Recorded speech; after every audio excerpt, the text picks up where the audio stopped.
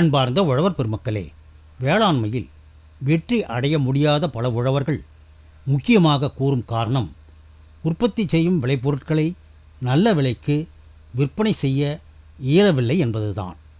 ஏனென்றால் இடைத்தரகர்கள் மற்றும் வியாபாரிகள் கூறும் விலைக்குத்தான் உழவர்கள் தங்கள் விளைபொருட்களை விற்க வேண்டிய சூழ்நிலை உள்ளது. இதற்கு பதிலாக தங்கள் பண்ணைகளில் விளைவிக்கும் அனைத்து பொருட்களையும் உழவர்களே நுகர்வோர்களிடத்தில் விற்றால் உழவர்களுக்கும் லாபம், நுகர்வோர்களுக்கும் நியாயமான விலையில் பொருட்களை வாங்கும் சூழ்நிலை ஏற்படும். இது உண்மையிலேயே சாத்தியமா என பல உழவர்களுக்கு சந்தேகம் ஏற்படும். ஆனால் இது சாத்தியம்தான் என உறுதியாக கூறுகிறார் இயற்கை விவசாயி திரு மணிவண்ணன் அவர்கள். இவர் திருவண்ணாமலை மாவட்டம் சதுப்பேரிப்பாளையம் கிராமத்தில் பல பயிர்கள் சாகுபடியுடன் கால்நடைகள் வளர்ப்பு மற்றும் மீன் வளர்ப்பிலும் ஈடுபட்டுள்ளார். இவருடைய கருத்துக்கள் நம் அனைவரின் சிந்தனையும் தூண்டும் வண்ணம் உள்ளதை நீங்களே பாருங்கள். நான் ஒரு ஒருங்கிணைந்த பண்ணையமாக பண்ணியிருக்கேன். இப்போது இதுக்கு முன்னாடி சாதாரண விவசாயமாக பண்ணேன். அந்த விவசாயத்தில் நெல் அந்த மாதிரி கரும்பு எல்லாம் பண்ணோம். அதெல்லாம் பெரிய லாபகரமாக தெரில. அதுக்கப்புறம் இந்த ஒருங்கிணைந்த பண்ணையத்தை எடுத்துன்னு வந்தோம். ஒருங்கிணைந்த பண்ணை எடுத்துன்னு வந்த பிற்பாடு ஒரு நல்ல லாபகரமாக தெரிஞ்சுது. இதில் நாமும் பழைக்கிறோம், மற்றவங்களும் பழைக்கிறோன்ற மாதிரி சூழ்நிலையை உருவாக்குறோம். எப்படின்னு சொன்னால், இப்போ நம்ம எல்லாருக்கும் வேலை கொடுக்குறோம், நாமளும் வேலை செய்கிறோம். அதில் நமக்கு நிறைய லாபம் வருது. எங்கள் பண்ணை பொறுத்த வரைக்கும் ஒரு லாபகரமாக போகிறதுனுடைய அடிப்படை காரணம் ஒரு பொருளை நாங்களே உற்பத்தி பண்ணுறோம். அந்த பொருளை நாங்களே அதனுடைய தொழில்நுட்பத்தை பண்ணி அதை ஈல்டு எடுக்கிறோம், மகசூல் பண்ணுறோம். அந்த பொருளை நாங்களே விற்கிறோம். அதுதான் எங்ககிட்ட ஒரு மெயினான ஒரு விஷயம். இப்போ அது எப்படின்னு சொன்னால், நம்ம தற்சார்பு கொள்கை மாதிரி நம்ம பொருளுக்கு நம்ம தான் விலை விற்கணும், ப்ளஸ் நம்ம இடத்துலேருந்தே விற்கணும். நம்ம இன்னொரு இடத்துக்கு எடுத்து போகக்கூடாது. இன்னொரு இடத்துக்கு எடுத்து போகும்போது என்ன ஆகுதுன்னா, ரேட் குறைஞ்ச ரேட்டில் கேட்குறான் வியாபாரி. இடைத்தரகர்லாம் நிறையா அது உள்ளே வராங்க. அதனால் நம்முடைய லாபத்தை அவங்க சாப்பிட்டு போயிடுறாங்க. அப்போ முடிஞ்ச அளவுக்கு நம்ம ஒரு பொருள் பயிர் வைக்கும்போதே அதை நம்மளால் விற்க முடியுமா, அதை நாமளே அதை உற்பத்தி பண்ண முடியுமா, அதோடய தொழில்நுட்பங்களை நாமளே தயார் பண்ண முடியுமா, அப்படி தான் நம்ம நினச்சி தான் அந்த விஷயத்துக்குள்ளே போகணும். ஏன்னா அது தெரியாமல் விஷயத்தில் போயிட்டு நம்ம அதுக்கப்புறம் மார்க்கெட்டிங் பண்ண முடியல, நான் குப்பையில் கொட்டினா ரோட்டில் கொட்டினு சொல்லக்கூடாது. நம்மளால் எங்கே போனாலும் விற்க முடியுமா, விற்க முடிகிற விஷயத்துக்கு மட்டும் தான் நம்ம போகணும், விற்காத விஷயத்துக்குலாம் நம்ம போகக்கூடாது. இந்த ஒருங்கிணை பண்ணையத்தில் என்னென்ன பண்ணுறோன்னு சொன்னால், கோழி குஞ்சு பொரிக்கிற மிஷின் ஒன்று வச்சுருக்கோம். அதுக்கப்புறம் கோழி குஞ்சியாக விற்கிறோம், முட்டையாக விற்கிறோம், ப்ளஸ் கோழியாக விற்கிறோம். கோழிலே பல வகைகளை பண்ணுறோம். ஃபேன்சி கோழி பண்ணுறோம், கருங்கோழி பண்ணுறோம், ப்ளஸ் வாத்து பண்ணுறோம். வாத்தில் பங்களா வாத்து பண்ணுறோம், அதான் கூட்ஸ் வாத்துன்னு சொல்லுவாங்க. மணிலா வாத்துன்னு ஒன்று இருக்குது, அது மணி வாத்துன்னு சொல்லுவாங்க. இதெல்லாம் செலவில்லாமல் வளருது இந்த வாத்துலாம். காரணம் எப்படின்னு சொன்னிங்கன்னா, இது குட்டையில் இருக்கிற பாசியா, அதுக்கப்புறம் பில்லு விதை, கோரக்கிழங்கு இதெல்லாம் சாப்பிட்டு வளருது. அப்போ நமக்கு களைங்களும் குறையுது, ப்ளஸ் இதுக்கு தீனியாகவும் மாறுது. அதுக்கப்புறம் நமக்கு அது நல்ல லாபகரமாக இருக்குது. கோழி குஞ்சு பொறுத்த வரைக்கும் நாங்கள் ஒரு குறைஞ்ச விலையிலே கொடுக்குறோம். இன்றைக்கி மார்க்கெட் 55 ரூபா போகுது. நாங்கள் கொடுக்குற ரேட் 45 ரூபாய்க்கு கொடுக்குறோம். ஏன்னா நம்மளே பொரிச்சு கொடுக்குறதுனால நம்ம கொஞ்சம் குறைஞ்ச விலையில் கொடுக்குறோம். ஆடு பண்ணியிருந்தேன், இப்போ ஆடு கொஞ்சம் இடையில எடுத்துகிட்டு இருக்கேன், மறுபடியும் போட போகிறோம் ஆடு. நர்சரியில் சாத்துக்குடி, எலுமிச்சை, மாங்காய், அது மாதிரி மாங்காயில் இமாம் பசந்த், அப்புறம் பெருநெல்லி இதெல்லாம் பண்ணுறோம். பழ வகைகளை இதில் கன்றும் பண்ணுறோம், ப்ளஸ் பழமாகவும் பண்ணுறோம். நர்சரியில் செலவு இல்லை, குறைஞ்ச செலவு, நாமளே பண்ணிக்கிறோம். அது நம்ம ஒரு குடிசை தொழில் மாதிரி பண்ணுறோம். நம்ம வேலை இருக்கிற அன்றைக்கி வேலை செய்கிறோம், வேலை இல்லாத அன்றைக்கி நம்ம மற்ற வேலை செய்கிறோம். அந்த மாதிரி கொண்டு வரோம் அந்த நர்சரி. அதனால் எங்களுக்கு பெரிய லாபகரமாக இருக்குது அது விஷயம். மற்றவங்களுக்கும் குறைஞ்ச விலையிலையும் கொடுக்குறதுக்கு ஒரு வாய்ப்பு இருக்குது. குச்சி முனைக்குச்சி பென்சில் டைப்பில் இருக்கிற குச்சி வெட்டி அதுலேருந்து நாங்கள் ரூட் பண்ணுறோம். அந்த மிஸ்டு சாம்பரில் வச்சு 2 மாதத்துலேயே எங்களுக்கு ரூட் ஆகிடுது. அதை சின்ன பாக்கெட்டையும் கொடுக்குறோம், இல்லை பெரிய பாக்கெட்டு மாற்றியும் விற்கிறோம். பெரிய பாக்கெட்டு மாற்றி விற்கும்போது நாங்கள் ஒரு 150 ரேட்டுக்கு விற்கிறோம். சின்ன பாக்கெட்டாக கொடுக்கும்போது ஒரு 60 ரூபா 70 ரூபா ரேட்டு கொடுக்குறோம். அந்த மாதிரி பண்ணுறோம். இந்த பழமா வகைகளில் எங்களுக்கு சாத்துக்குடி தான் பெரிய பிரதான பயிராக நாங்கள் பண்ணுறோம். ஏன்னா சாத்துக்குடி நல்ல மார்க்கெட்டிங்கு. அது எப்படின்னா, அது எப்பவுமே ஒரு வாண்டடான பொருள். இப்போ சாத்துக்குடி எடுத்திங்கன்னா ரொம்ப குளிர்ச்சிக்கும் தேவைப்படுது, ரொம்ப ஹீட்டாகிறவங்களுக்கும் தேவைப்படுது. அப்போ எந்த நேரத்துலையும் அது பயன்படுது. அணில் சாப்பிடாது, வௌவால் சாப்பிடாது, இந்த மாதிரி சேதாரங்கள்லாம் அதில் ரொம்ப குறைவு. அப்போ அது ஒரு லாபகரமாக தருது. அதனால் சாத்துக்குடி நாங்கள் பிரதான பயிராக வைக்கிறோம். அதுக்கு அடுத்துல எலுமிச்சை வைக்கிறோம். எலுமிச்சை இதுக்கு அப்புறம் அதில் எலுமிச்சைக்குள்ளேயே ஊடு பயிராக செவ்வாழை பண்ணுறோம். ஏன்னா மஞ்சள் ஒரு பிரதான பயிராகுது. அதனால் மஞ்சள் நல்ல ஒரு எஃபெக்டாக இருக்கிறதுனால மஞ்சள் நட்டுருக்கிறோம். பெருநெல்லி நட்டுருக்கோம். அந்த பெருநெல்லியில் வீட்டுக்கு தேவையான காய்கறிகள்லாம் அதில் தான் நாங்கள் பண்ணிக்கிறோம். கத்திரி, வெண்டை, அப்புறம் தக்காளி, மிளகாய் இந்த மாதிரி ஐட்டங்கள்லாம் அதில் பண்ணுறோம். அந்த மாதிரி எதையும் நாங்கள் தனியாக ஒரு பயிராக பண்ணுறதில்ல. எப்பவுமே எதை பண்ணாலும் 3 பயிர் 4 பயிராக தான் பண்ணுறோம். அதில் ஒன்று இல்லைனாலும் ஒன்று லாபம் வரும், இல்லை 2மே லாபம் வரும். அப்போ நமக்கு பொருளாதாரம் நம்ம ரொம்ப சிறப்பாக இருக்கும். ப்ளஸ் நமக்கு எப்பவுமே வேலை இருந்துன்னு இருக்கும், எப்பவுமே விற்றுக்குன்னு இருக்கலாம் பொருளை, எப்பவுமே வந்து வேலையும் செஞ்சுன்னு இருக்கலாம். அந்த மாதிரி ஒரு சூழ்நிலை அமைப்பு உருவாக்குறோம். நான் நெல் பயிர் பொறுத்த வரைக்கும் அதிகம் பண்ணுறதில்ல, ஏன்னா அதில் கொஞ்சம் செலவினங்கள் அதிகன்றதுனால அதை கொஞ்சம் குறைச்சி பண்ணுறேன். இந்த ஊடுபயிர் ப்ளஸ் வந்து இந்த பழ வகைகள், இந்த மாதிரி பூ ஐட்டம், இந்த மாதிரி ஐட்டத்துக்கு தான் நாங்கள் அதிக முக்கியத்துவம் கொடுப்போம். ஏன்னா இதெல்லாம் லாபகரமான பொருள், எப்பவுமே தேவையான பொருள்ன்ற மாதிரி. ஏன்னா மற்றவங்க யாரும் செய்யாத பொருள் இல்லையா, அதிகமாக செய்யலை, மற்றவங்க செய்கிறாங்க, குறைஞ்ச அளவில் செய்கிறாங்க. நெல் என்ன பாருங்கள், இப்போ ஏக்கர் கணக்கில் வைக்கிறாங்க, அதனால வந்து விலை இறங்கி போகுது, இப்போ நிறைய ப்ராப்ளம், அதுக்கு வாண்டட் இல்லை அப்படின்ற மாதிரி சூழ்நிலை உருவாகுது. அதுக்கப்புறம் நம்ம பண்ணையில் வந்து அதிகபட்சமாக வந்து பிளாஸ்டிக்லாம் இருக்கக்கூடாது, அதெல்லாம் தனியாக பிரிச்சுடுவோம். ப்ளஸ் மண்புழு வச்சுருக்கோம், மண்புழு நம்மளே வளர்க்குறோம், இங்கே இருக்கிற சத்தைங்களை வச்சே வளர்க்குறோம் மண்புழுவை. அப்புறம் மீன் பண்ணை வச்சுருக்குறோம், ரெண்டு மீன் பண்ணை இருக்குது, அதில் ஒன்று நடைமுறையில் இருக்குது, இன்னொன்று வந்து இன்னும் நடைமுறைப்படுத்தலை. இப்போ இந்த ஒரு பண்ணையில் வரைக்கும் மீன் பண்ணியிருக்கோம், நல்லா இருக்குது மீன், ஒன்றும் பிரச்சனை இல்லை. மீன் பண்ணைன்னா நம்ம பார்வைக்கு மீன் பண்ண மட்டும்தான் தெரியும், ஆனால் அதுக்குள்ளே நிறைய நம்ம உள்ள கான்செப்ட் வச்சுருக்கோம். எப்படின்னு சொன்னால், நம்ம நிலத்தில் இருக்கிற தண்ணி பூரா அங்கே தான் சேவ் ஆகணும், அப்போது நீர் மேலாண்மைக்கு அது உதவுது. அதுக்கப்புறம் நம்ம ஆடு மாடு கோழிலாம் போய் அதில் போய் தண்ணி குடிச்சிக்குது. அதுக்கப்புறம் நம்ம இருக்கிற மரங்கள்லாம் வந்து பூமியிலே மேலோட்டமாக ஈரப்பசை இருக்குது, அதனால் மரங்கள்லாம் நல்லா காய்க்குது. அந்த ஒரு ப்ளஸ் பாயிண்ட் அதில் இருக்குது. அதுக்காக நாங்கள் அந்த மீன் குட்டையை வந்து மீன் குட்டியாக பார்க்குறதில்ல, இன்னும் அதில் அடிஷ்னலாக சேர்த்து பண்ணுறோம். எல்லாமே அதில் உள்ளே வச்சுருக்கோம். அந்த மாதிரி ஒரு அமைப்பில் அந்த மீன் குட்டி பண்ணுறோம். மற்றபடி வந்து வாழை வந்து செவ்வாழையெல்லாம் இந்த வருஷம் தான் அப்ளை பண்ணிக்கிறேன், இதுக்கு முன்னாடி நான் பண்ணலை. அது கொஞ்சம் வாண்டடு காஸ்ட்லி பொருள்ன்றதுனால செவ்வாழை பண்ணுறோம், செலெக்ஷன் பண்ணுறோம். வாழை வந்து ஊடுபேராக பண்ணுறோம். ஆனால் வாழை கொலைகளை வந்து மொத்தமாக வெட்டக்கூடாது, மொத்தமாக வெட்டும்போது நமக்கு வந்து வியாபாரிகிட்ட கொண்டு போய் கொடுத்துட்டு நம்ம லாஸாக பேருன்ற மாதிரி ஆகும். அதனால் என்ன பண்ணுறோம், நம்ம வாழையை வந்து மேலேருந்து ரெண்டு கொலையாக 2 கிலோவா 3 கிலோவா வரவங்களுக்கு நம்ம இங்கேருந்தே விற்றுணும். விற்கும்போது நமக்கு நல்ல லாபமாக இருக்கும். நம்ம ஒரு பயிர் வச்சுட்டு அதில் ஊடுபயிராக பண்ணணும். இப்போ எங்கிட்ட எல்லாமே ஊடுபயிர் தான், எதுவுமே தனி பயிர் இருக்காது ஒன்று கூட. 3 பயிராவது குறைஞ்சபட்சம் ஒரு கயனியில் 3 பயிர் இருக்கும் ஊடுபயிர்.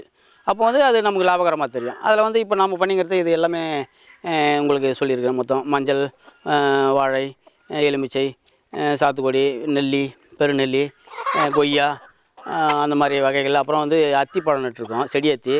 அந்த செடி அத்தி கூட அது பூனை வெரைட்டியை பூனைலேருந்து எடுத்து வந்து நம்ம தாய் செடி உருவாக்கி அதிலேருந்து நம்ம கட்டிங்ஸ் போட்டு நிறையா சேல் பண்ணிட்டோம். அதில் நிறைய நம்ம லாபம் பார்த்தோம். நம்ம கொடுத்துக்கிட்டுலாம் நிறைய காய்க்குது.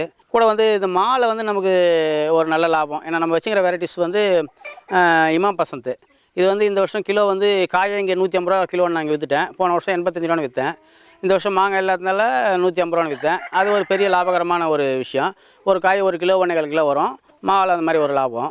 வேலி சுற்றி தேக்கு மரம் இருக்குது, மலைவேம்பு இருக்குது, வெண்தேக்கு வச்சுருக்குறோம், முள்ளில்லா மீன்கள் வச்சுருக்கோம்.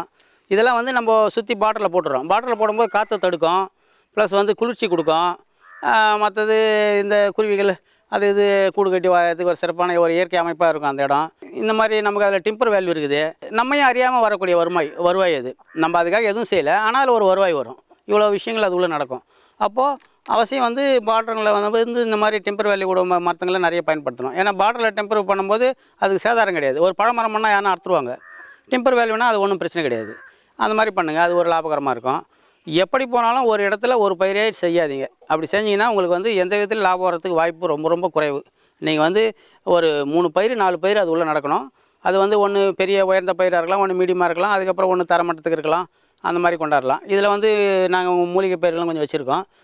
இந்த வெள்ளாரை, தூதுவளை, இந்த மஞ்சாகசங்கனி, அந்த மாதிரி இந்த வெள்ளை குண்டுமணி, அந்த மாதிரி கொஞ்சம் மூலிகைகளும் கொஞ்சம் வச்சுருக்கோம். அது தேவைப்படுறவங்களும் மூலிகை கொடுக்குறதுலாம் நாங்கள் ஃப்ரீயாக கொடுக்குற எல்லாருக்கும்.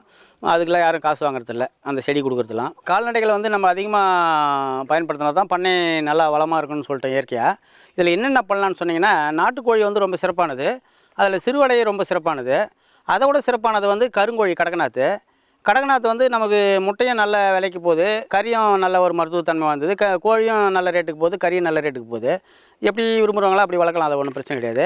அது இந்த மருத்துவத்துக்காக தான் மெயினாக பயன்படுத்துகிறாங்க. அந்த முட்டை வந்து இந்த ஆண்மை குறைவு, குழந்தைன்மை, இந்த உயிரணுக்கள் குறைபாடு இருக்கிறவங்க அந்த மருத்துவத்துக்கு அந்த முட்டையை சாப்பிட்றாங்க.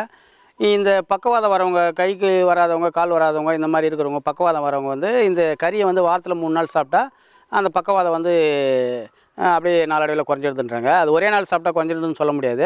வாரத்தில் 3 நாள் சாப்பிட்டா ஒரு நல்ல எஃபெக்டாக இருக்குது, அப்படியே குறைஞ்சிடுது, படிப்படியாக குறையுது அப்படின்றாங்க.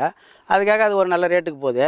ப்ளஸ் அது வளர்க்குறது வந்து ரொம்ப ஈஸி, நோய் எதிர்ப்பு சக்தி அதிகம், அது நோயும் வரதில்லை கோழிங்களுக்கு பொதுவாக. ப்ளஸ் அதனுடைய முட்டை இறைச்சியும் நோய்க்கு பயன்படுது, ஒரு மருந்தாக பயன்படுது. அது ஒரு பெரிய லாபகரமான விஷயம். இப்போ சாதா கோழி வளர்த்திங்கன்னா இப்போ 500 வச்சுங்களேன். இப்போ கருங்கோழி வளர்த்தா 800 ஆகுது, 1000 வருது. அப்போ வந்து அது நமக்கு அதில் அடிஷ்னலாக லாபம் வருது. அதே தீவனம் தான் சாப்பிடுது, அதே பூச்சி தான் அது பிடிக்குது. ப்ளஸ்ஸு அடிஷ்னலாக வருது அது நமக்கு லாபம். அப்போ கருங்கோழி வளர்க்குறது ஒரு சிறப்பான திட்டம். அப்போ எல்லாருமே வந்து நாட்டுக்கோழி கூட கருங்கோழியும் சேர்த்து வளங்க. அது கொஞ்சம் லாபமாக இருக்கும். அது மாதிரி மீனில் வந்து பாருங்கள், இப்போ நான் வந்து ஒரு முறை தான் அது வாங்கி விட்டோம். இப்போ முதல்ல கெண்டைங்களை வளர்த்து விட்டோம் உள்ள. அந்த கெண்டைங்களாம் நிறைய குட்டி போட்டு உற்பத்தி ஆனோடனே அப்புறம் அதில் விரால் வாங்கி விட்டோம். இப்போ வந்து கெண்டைங்க நிறைய பாசிங்களை ஏரியிலேருந்து கொண்டாந்து பாசிங்களை விட்டோம் மீனுக்கு. ஒரு 3-4 ஏரியிலேருந்து 3 விதமான பாசிங்களை கொண்டாந்து அந்த குட்டையில் விட்டு, அந்த பாசிங்கெல்லாம் ஒவ்வொரு விதமாக ஒவ்வொன்று வளருது. அந்த வளர்கிற பாசிங்களை வந்து கெண்டை மீனுங்க நிறைய குட்டி போட்டு அது சாப்பிடுது. அந்த கெண்டை மீனெல்லாம் குட்டி போட்டு நிறைய வளர்ந்ததுக்கப்புறம் கெண்டை மீனை பொறுத்த வரைக்கும் மார்க்கெட்டிங் கம்மி. அதில் உள்ள நாங்கள் விரால் விட்றோம். விரால் குட்டி விட்டு வளர்த்து, அந்த விரால் வந்து எப்பவுமே வந்து புல்லாம் சாப்பிடாது. அந்த மற்ற மீனை சாப்பிட்டு தான் வளரக்கூடியது இது. அதனால் வந்து விரால் உள்ளே விட்டு வளர்க்கும்போது நம்ம ஈஸியான முறையில் வந்து விராலை வளர்த்துக்கிறோம். அதாவது செலவு இல்லாமல், குறைஞ்ச செலவு இல்லாமல் வளர்த்துக்கிறோம். ஏன்னா அது வந்து மற்ற மீன்களை சாப்பிட்டு வளர்றதுனால நமக்கு அது நல்ல ரேட்டுக்கு விற்கிது. இப்போ விரால்லாம் வந்து 300, 350 அப்படி விற்கிறோம் கிலோ. இப்போ கெண்டைங்களை எடுத்திங்கன்னா 80, 90ன்னு விற்கிறோம். அப்போ வந்து ரேட்டு நமக்கு அது குறையுது. அப்போ விரால் வளர்க்கும்போது நம்ம செலவு இல்லாமல் வளர்க்குறதுக்கு இந்த கெண்டை ஒரு முக்கியம். இந்த கெண்டை வளர்கிறதுக்கு இந்த பாசி ஒரு முக்கியம். குட்டையில் வளரும்போது அதுக்கு வந்து ஆக்சிஜன் பற்றாக்குறை அடிக்கடி வரும். அந்த பிரச்சனைக்காக நான் வந்து என்ன பண்ணுறோம், இந்த பங்களா வாத்து வச்சுருக்கிறோம் நாங்கள். இந்த பங்களா வாத்து, இந்த மணி வாத்து அதில் உள்ளே ஓட்டி விட்டோம்னா அதே போய்ட்டு நம்ம ஒன்றும் ஓட்ட வேண்டிய வேலை இல்லை. அப்போது அந்த வாத்து உள்ளே போய் நீயும் போது அந்த மீன்களுக்கு வந்து அந்த ஆக்சிஜன் பிரச்சனை இல்லாமல் போயிடுது. அது உள்ளே வந்து நல்லா குதிக்குது, எகுறுது, அப்படிலாம் பண்ணும்போது அதுங்களுக்கு மீன்களுக்கு அது ஒரு எஃபெக்டாக இருக்குது. ப்ளஸ் வாத்தும் அதை கூட அந்த பாசிங்களை சாப்பிட்டு உள்ள இருக்கிற பாசிங்களை சாப்பிட்டு வளருது. அதனால் வந்து இது ஒன்றோட ஒன்று இந்த பண்ணை அடிப்படையாக எடுத்துக்கிங்கன்னு சொன்னீங்கன்னா 1 தொட்டு 1 அப்படியே செயின் லிங்க் மாதிரி அது போயினே இருக்கும். அதுக்கு முடிவு கிடையாது. அது பாட்டுன்னு போயினே இருக்கும். அந்த மாதிரி நம்ம கொண்டு போகணும் அந்த விஷயத்தை. இப்போ பாருங்கள், எங்கள் கோழி இருக்கிறதுனால என்கிட்ட பூச்சிலாம் அதிகம் வரதில்ல. இந்த தேள், பூச்சி, சின்ன சின்ன பாம்புங்க எல்லாமே கோழி சாப்பிட்டுடுதுங்க. இந்த சின்ன சின்ன பூச்சிங்கெல்லாம் சாப்பிட்டுடுதுங்க. இப்போ எங்களுக்கு கொசு ஒன்று தான் பிரச்சனை. அந்த கொசுக்காக வந்து என்ன பண்ணுறோம், நாங்கள் மஞ்சள் அட்டையை வாங்கி நாங்கள் செடியில் மாட்டுறோம். அந்த மஞ்சள் அட்டையில் வந்து இந்த வெள்ளை கொசு, பச்சை கொசு, இந்த பறக்கிற ஐட்டம், வண்டு கிண்டு மொத்தமே வந்து அந்த மஞ்சள் அட்டை பிடிச்சிடும். அப்போ வந்து எங்களுக்கு இந்த கொசு பிரச்சனை, வீட்டுங்கள்லேயும் கொசு பிரச்சனை கிடையாது. பயிருங்களுக்கும் அந்த வண்டுக்கு தாக்குதல், பூச்சி தாக்குதல்லாம் கம்மியாக இருக்கும் இந்த அட்டைங்களை கட்டுறதுனால. நிறைய மாமரத்தில் எல்லாத்துலேயுமே கட்டிருக்கோம் எங்களுதில். மொத்தமே பார்த்தீங்கன்னா எல்லா மரத்துலையும் இருக்கும் அட்டை. வீட்டுக்கு கூட இருக்கும். வீட்டுங்களாம் கூட லைட்டாக கட்டிடுவோம். ப்ளஸ் கொசுங்கெல்லாம் பிடிச்சிடும். அந்த மஞ்சள் ஒட்டு பொறி அட்டை வந்து எப்படின்னா, ஒரு பனி, வெயில், காற்று, மழையிலே 6 மாதம் வேலை செய்யும். வீட்டுக்குள்ளே வச்சிங்கன்னா 1 வருஷம் வேலை செய்யும். அப்போ 1 வருஷத்துக்கு அது அந்த கொசுகளை பிடிச்சிருக்கும். இப்போ இந்த விஷயத்தை வந்து நீங்கள் நகரத்தில் இருக்கிற மக்கள்லாம் கூட செய்யலாம். இப்போ விவசாயிங்க நாங்கள் அதை பூச்சிக்காக கட்டுறோன்ற மாதிரி நாங்கள் பயன்படுத்திக்கிறோம் அதை.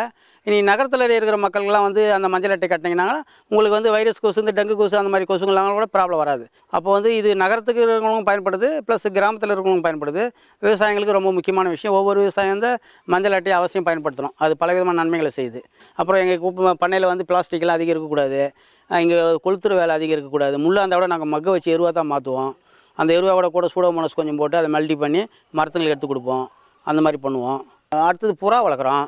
புறா வந்து கிட்டத்தட்ட 100% லோ பட்ஜெட்டு, அதாவது 0 பட்ஜெட்டுலாம். அதை லோ பட்ஜெட்டுன்னு சொல்லக்கூடாது, 0 பட்ஜெட்டுன்னு சொல்லலாம். காரணம் என்னென்னா, புறாவில் வந்து நீங்கள் ஃபஸ்ட்டு ஒரு முறை ஒரு 2 செட்டு வாங்குறீங்களா, அவ்வளோதான் உங்களுக்கு அது செலவே.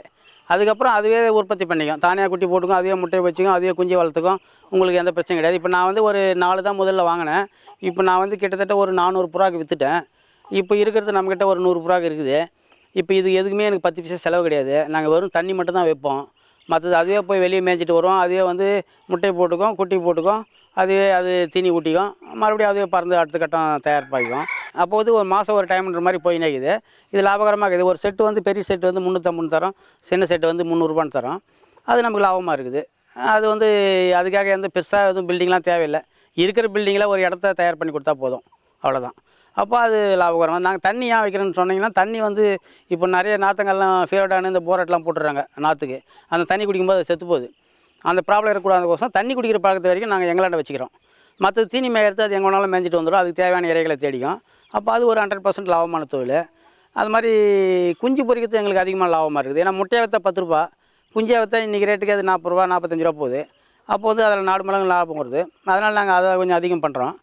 அப்போ அது ஒரு லாபம். இப்படியா வந்து சராசரி எங்களுடைய கணக்கு போட்டிங்கன்னா ஒரு நாளைக்கு வந்து நாங்கள் ஒரு 3 ஏக்கரால் இப்போ விவசாயம் பண்ணியிருக்கோம், அந்த பண்ணை தொழில்.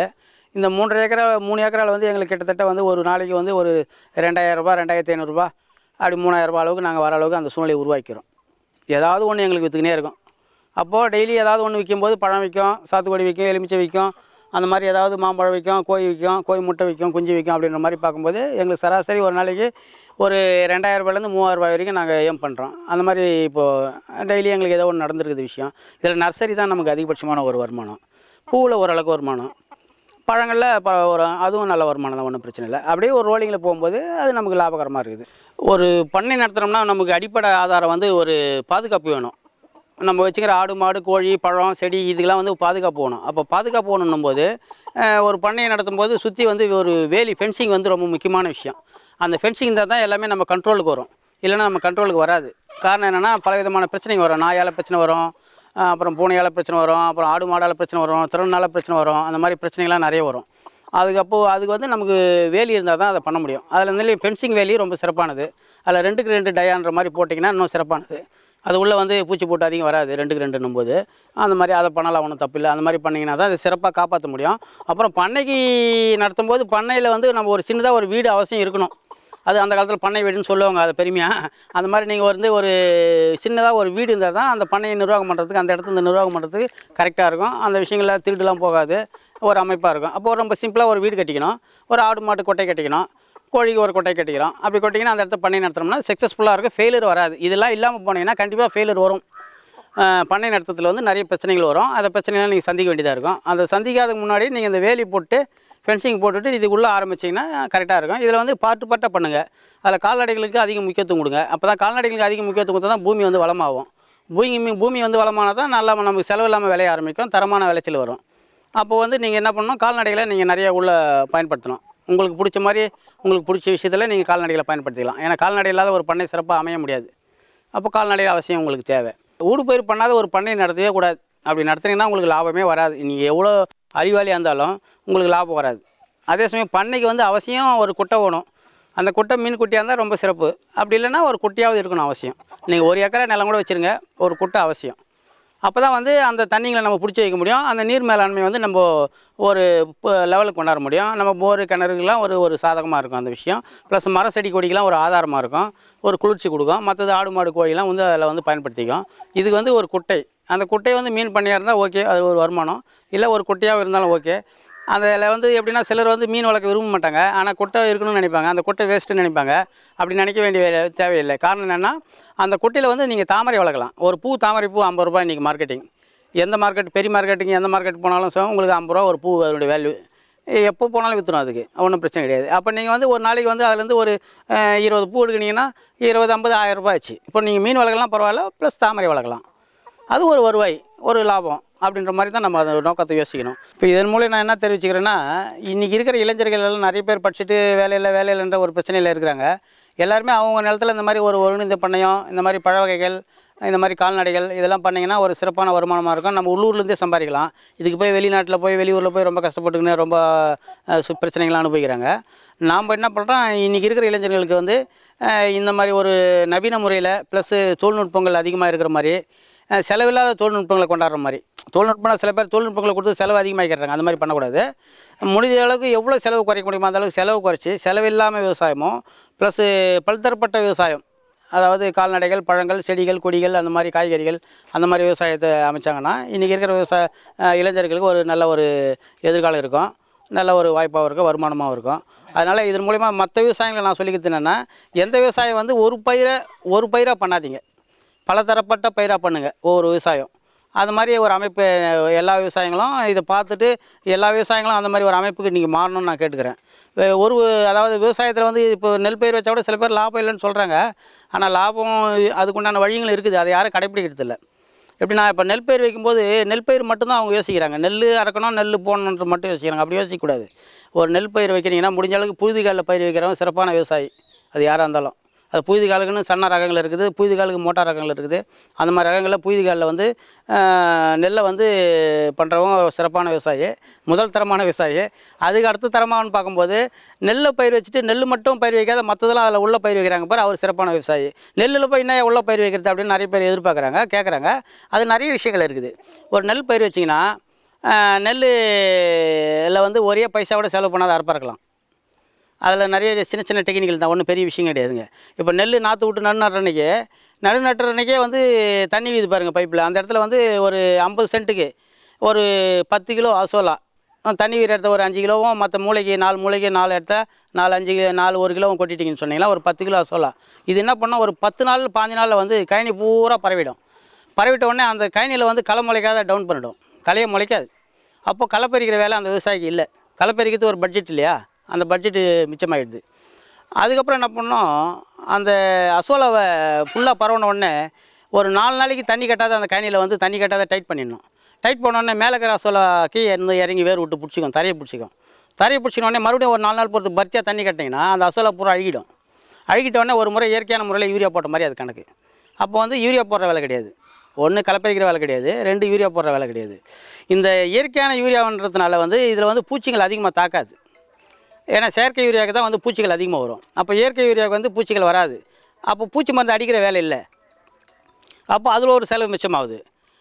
அப்புறம் பூச்சி மருந்து வாங்குகிற வேலை இல்லை, மருந்து அடிக்கிற மிஷினுக்கு வேலை இல்லை, நமக்கு மருந்து அடிக்கிற கூலியும் அதில் மிச்சமாகுது.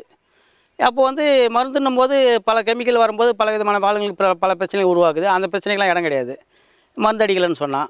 இந்த அசோலா வந்து ஒரு டைம் தான் நாங்கள் அழுகிறதுக்கு சொல்லியிருக்கேன். இது என்ன பண்ணோம், 3 டைம் அதை அந்த மாதிரி அழுக வைக்கணும். எப்படி ஒரு டைம் போட்ட மறுபடியும் எப்படி அதை போய் வளர்க்குறது அப்படின்னு சொன்னீங்கன்னா, அந்த பயிர் ஓரம் ஒட்டிக்கின்னு இருக்கும். நீங்கள் அசோலா விட்டு டைட் பண்ணுறீங்க இல்லையா, டைட் பண்ணும்போது பூமியில் இறங்குது இல்லையா, அப்போ பயிர் சுற்றி ஒட்டின்னு இருக்கும் அந்த அசோலா. இது அழுகிட்டோடனே 4 நாள் பொறுத்து பற்றியாக தண்ணி கட்டினோடனே மேலே ஒட்டிக்கிற அசோலா கீழே இறங்கிடும். கீழே இறங்கி மறுபடியும் பரவ ஆரம்பிக்கும். மறுபடியும் அந்த மாதிரி ஒரு 4 நாள் அந்த மாதிரி காய போடணும். அப்போ ஒரு முறை யூரியா போட்ட மாதிரி கணக்கு அது. அந்த மாதிரி ஒரு பயிருக்கு 3 டைம் பண்ணலாம், மினிமம் 4 கூட பண்ணலாம். 3 டைம் பண்ணால் ஓகே, முடிஞ்சு போச்சு. 3 டைம் நம்ம உரம் போட்ட மாதிரி அந்த 10 பைசா செலவு இல்லாமல், மருந்து அடிக்கிற வேலை இல்லாமல், களைப்பறிக்கிற வேலை இல்லாமல் எடுத்துக்கிறோம். இது ஒரு செட்டு. அசோலாவில் உரம் போடாத எந்த செலவும் பண்ணாமல் அசோலா வச்சு ஒரு நெல் பயிர் அறுப்பறக்கலாம். அது லாபகரமானது. ஏன்னா உங்களுக்கு இவ்வளோ செலவு மிச்சமாகிடுச்சு இல்லையா, அப்போ லாபகரம். அதுக்கடுத்து அதில் என்ன விஷயம்னு சொன்னால், இப்போ நெல் பயிரில் நெல் மட்டும் தான் நடத்துறது மட்டும் தானே கான்செப்ட் வச்சுக்கிறோம் எல்லாருமே. அது தப்பு. அந்த விறப்பங்களை பூரா வந்து அகத்தி நட்டுடணும். அகத்தி நட்டு அந்த அகத்தி உடச்சி நம்ம மாட்டுக்கு தீவனமாக கொண்டாடணும். அப்போ 10 பைசா செலவில்லாத நம்ம மாட்டுக்கு வந்து அகத்தி உடச்சி நம்ம போட்டு பால் கறக்கும்போது அது நமக்கு லாபமாக தெரியும். அந்த வரப்பு ஓர ஒட்டுத்தலைன்னு சொல்லுவாங்க. அந்த தண்ணி இறங்காததுக்கு ஒரு மண் வைப்பாங்க. அந்த ஒட்டுத்தலையில் வந்து நீங்கள் உளுந்து, பச்சைப்பயிறு, காராமணி இதெல்லாம் வந்து செடி வகை வருது. இப்போல்லாம் செடி வகை வந்துடுச்சு. அந்த செடி வகைகளை வந்து நீங்கள் அந்த வரப்பு ஓர ஒட்டுத்தலை ஓரம் நீங்கள் அதை பயிர் பண்ணிட்டீங்கன்னா உங்கள் வீட்டுக்கு தேவையான தானியங்கள் வந்துடுது. அப்புறம் ஒரு வருஷம் அசோலா போட்டு அந்த மாதிரி பண்ண கேணியில் அடுத்த வருஷம் பார்த்திங்கன்னா, இந்த வருஷம் 25 மூட்டை ஆச்சுன்னு சொன்னால் அடுத்த வருஷம் பண்ணும்போது 30 மூட்டை ஆகும் நெல். அப்போ பூமி வந்து மண் வந்து இயற்கை வளம் மாறி போகுது. அந்த அசோலா மக்கி அழுகி இயற்கை வளம் மாறி போகுது. ஏன்னா அசோலாவில் இருக்கிறது வந்து தழைச்சத்து அதிகம், அது நைட்ரஜன் இருக்குது. அப்போ வந்து பூமி வந்து இயற்கையாக வளமாகி போகுது. அப்போ பூமியும் வளம் காக்கப்படுகிறது. தரமான உணவை நம்ம தயார் பண்ணுறோம், செலவில்லாமல் உணவை தயார் பண்ணுறோம். அப்புறம் கூடவே தானியங்களை தயார் பண்ணுறோம், கூடவே ஆட்டுக்கு மாட்டுக்கு வேண்டியதை அதுலேருந்து தயார் பண்ணுறோம். ஒரு சின்ன பயிர் வைக்கிற விஷயத்தில் இவ்வளோ உள்ள இருக்குதுங்க. இது வரைக்கும் யாரும் அந்த விவசாயம் யாருமே அதை யோசிக்கிறது இல்லை. இது மேலாவது யோசித்து பார்த்து இந்த மாதிரி ஒரு அடிப்படை கொண்டாந்து செஞ்சு பாருங்கள், அதை சக்ஸஸ் பண்ணி பாருங்கள். நீங்கள் உங்கள் ஊரில் இருக்கிற விவசாயிக்கு 10 பேருக்கு சொல்லுங்கள், அதை அப்படியே டெவலப் பண்ணுங்கள். அப்போ எல்லா விவசாயம் ஆரோக்கியமாக இருக்கிறாங்க, விவசாயம் ஆரோக்கியமாக இருக்குது. அவ்வளோதான் பிரச்சனை, ஈஸியாக முடிஞ்சு போச்சு. இந்த மாதிரி தான் விஷயங்களை யோசிக்கணும். ஒரே ஒரு விஷயம் செய்யணும், அதில் 3-4 விஷயம் உள்ளே நடக்கணும். அது என்னன்றதை நான் சொல்லியிருக்கிறேன். சிலதெல்லாம் நீங்களும் யோசிங்க, நீங்களும் யோசித்து நீங்களும் நிறைய செய்யுங்க. ஏன்னா ஒருத்தர் சொல்கிறதே கேட்டு செஞ்சு கிடக்கூடாது. நம்மளும் யோசிக்கணும். நம்மளை யோசித்து செய்யும்போது தான் அதனுடைய உண்மைத்தன்மை என்னான்னு தெரியும். அப்போ வந்து அது நமக்கு கரெக்டாக புரியும். நீங்கள் போய் மற்றவங்களுக்கு சொல்லுவீங்க, அந்த விஷயம் ஈஸியாக டெவலப் ஆகும். அப்புறம் விவசாயத்தை சேர்ந்த மாதிரி முடிஞ்ச அளவுக்கு மருத்துவத்துறையை உள்ளே கொண்டு போகணும். மூலிகை வளர்ப்பு, அதனுடைய விற்பனை, அந்த மாதிரி ஒரு செட்டிங் இருக்குது. அதில் விருப்புக்கிறவங்க அந்த லைனில் வரும்போது அது ஒரு விதமான லாபகரமாக தெரியும். அப்போ அது ஓகே. இதெல்லாம் வந்து விவசாயத்தினுடைய வளர்ச்சிக்கு, பொருளாதாரத்துக்கு ஒரு அடிப்படையான விஷயங்கள். இந்த மாதிரி பண்ணிங்கன்னு சொன்னீங்கன்னா உங்களுக்கு வந்து அது லாபகரமாக இருக்கும். ஏன்னா அந்தளவுக்கு யாரும் யோசிக்கிறது கிடையாது. அதுதான் விஷயம், வேறு ஒன்றும் கிடையாது. இப்போ ஆகக்கூடிய ஒரு விவசாயம்னா 10 தொழில் நடக்கணும், அதுதான் விவசாயி. 10 தொழில் இல்லாத ஆள் விவசாயம் இல்லை என்னை பொறுத்தளவுக்கு. அவ்வளோதான் விஷயம் நான் சொல்ல முடியும். சரி, நன்றி, வணக்கம்பா.